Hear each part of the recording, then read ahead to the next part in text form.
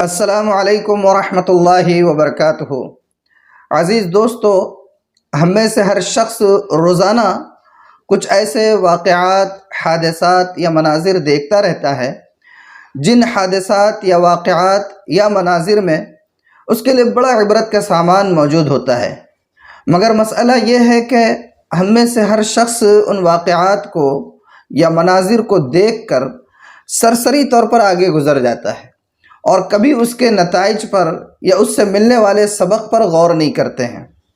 ایسا ہی ایک واقعہ، بلکہ یہ کہنا چاہیے کہ ایک منظر نامہ ایسا ہوتا ہے جسے ہم میں سے ہر شخص روزانہ دیکھتا ہے، بلکہ یوں کہنا چاہیے کہ زیادہ تر افراد کو اس کا سابقہ بھی پڑتا رہتا ہے، لیکن ہم کبھی اس منظر نامے سے سبق لینے کی کوشش نہیں کرتے ہیں۔ آپ نے دیکھا ہوگا کہ جو بچر کی دکان ہوتی ہے، چکن فروش کی دکان ہوتی ہے، جہاں پر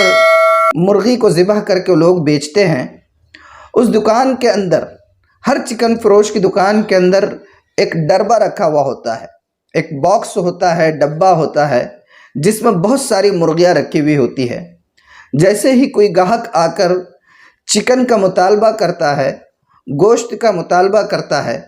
تو وہ چکن فروش اس ڈربے کو کھول کر اس میں سے ایک مرغی نکال کر ذبح کر کے یا جس طریقے سے بھی ہے گاہک کو چاہیے وہ دے دیتا ہے۔ آپ نے دیکھا ہوگا کہ جیسے ہی یہ چکن فروش اس ڈربے کا دروازہ کھولتا ہے اور مرغی لینے کے لیے ہاتھ اندر ڈالتا ہے تو ساری مرغیاں ڈر کے مارے پیچھے دوڑنے لگ جاتی ہیں، لیکن یہ قریشی جس مرغی کو ذبح کرنا چاہتا ہے یا فروخت کرنا چاہتا ہے اس کو برابر باہر نکال لیتا ہے، اور جیسے ہی یہ شخص چکن فروش مرغی کو باہر نکالتا ہے، دوسری مرغیاں جو ڈر کے مارے پیچھے بھاگ رہی تھی وہ پھر سے اپنے معمول پر آ جاتی ہے۔ کوئی دانہ چگنے لگ جاتی ہے، کوئی پانی پی رہی ہوتی ہے، تو کوئی اگر کھڑ کھڑ کھڑ کی عادت میں مبتلا ہے تو وہ اسی طریقے سے کرتی رہ جاتی ہے۔ غرض یہ کہ وہ ان ایک منٹ پہلے جو پیچھے بھاگ رہی تھی وہ بالکل نارمل حالت میں اپنے معمول پر آ جاتی ہے۔ دو صورتیں ہوتی ہیں، ہر مرغی اس سے گزرتی ہے۔ پہلی صورت تو یہ ہے کہ ڈربے کا دروازہ کھلنے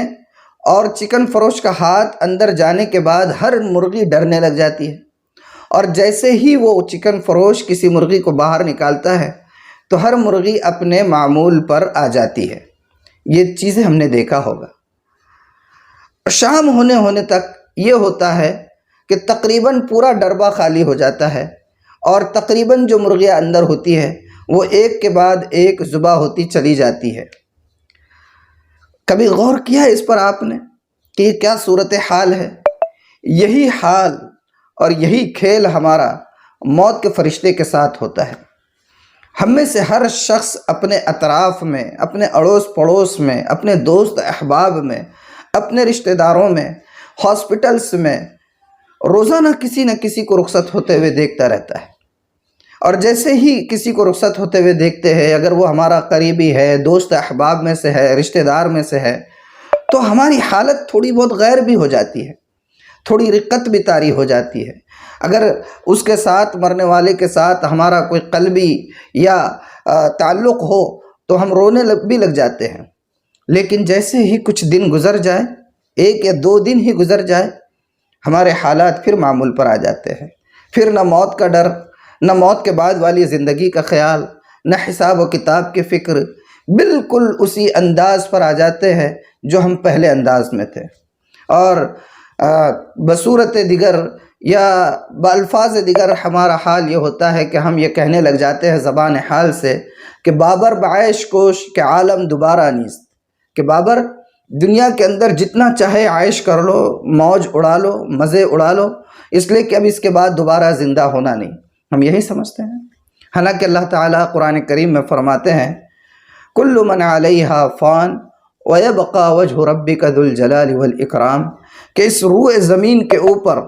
ہر جاندار شخص کو جو ہے موت کا مزہ چکنا ہے۔